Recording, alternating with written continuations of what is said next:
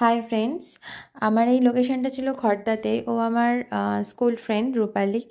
ও আমাকে অনেক আগে বুক করেছিল। ওকে টাইম দেওয়া ছিল আমার 1:30, কিন্তু তখনও আমি গিয়ে দেখি যে ওর গায়ে হলুদ কমপ্লিট হয়নি। তখনও ছেলের বাড়িতে হলুদ আসেনি। ছেলের বাড়ি থেকে হলুদই আসে 2:30টার সময়।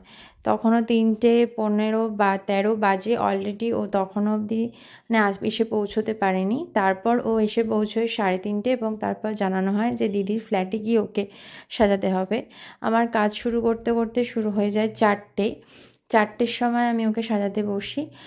লগ্নটা যদিও দেরিতে ছিল, কিন্তু তবুও কথা ছিল যে মোটামুটি 6টার মধ্যে ওকে রেডি করে দেওয়া হবে এবং তারপর দিদির পার্টি মেকআপ হবে। সেটা সম্ভব হয়নি।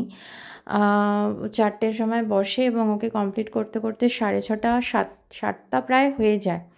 ঠিক আছে, এবং তারপর দিদিকে আমি রেডি করা স্টার্ট করি।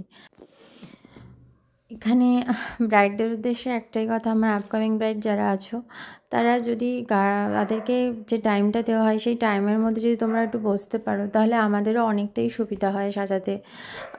আমরাও একটু শান্তি করে সাজাতে পারি, না হলে অনেকটাই চাপে পড়তে হয়। যদিও এই লোকেশানটা অনেকটাই কাছে ছিল, কিন্তু তবু যারা অনেকটা দূরের ব্রাইড আছো আমার, তাদেরকে বলবো যে তোমাদের দিনগুলোতে তোমরা একটু প্লিজ ছেলের বাড়িকে বলে রেখো যেন তারা গায়ে হলুদটা টাইম মতো পাঠায় এবং তোমরাও যেন একটু টাইম মতো বসে পড়তে পারো।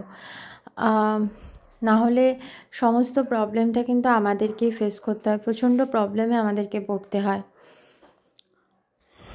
আর আরেকটা জিনিস, কাজের শেষে কিন্তু অবশ্যই কাজটা হয়ে যাবার পর মেকআপ আর্টিস্টদের রিভিউটা অবশ্যই তোমার ফিডব্যাকটা জানাতে ভুলবে না কখনো।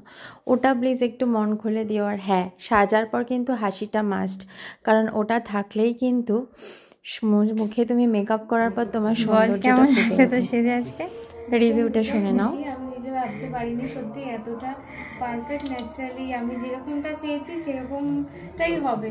স্যাটিসফাইড তো? ভীষণ ভীষণ থ্যাংক ইউ। আমি ভীষণ খুশি। তোকে খুব মিষ্টি লাগছে, সত্যি মিষ্টি লাগছে। এটা ছিল আমার নেক্সট পার্টি মেকআপ। দিদি সেজেছে। দিদির নাম সোনালি।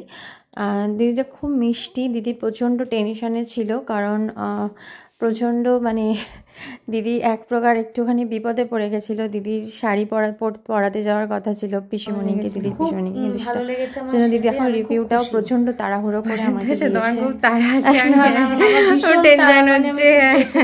ঠিক আছে, তাড়াতাড়ি যাও। হ্যাঁ ঠিক আছে, ঠিক আছে, থ্যাংক ইউ। হ্যাঁ।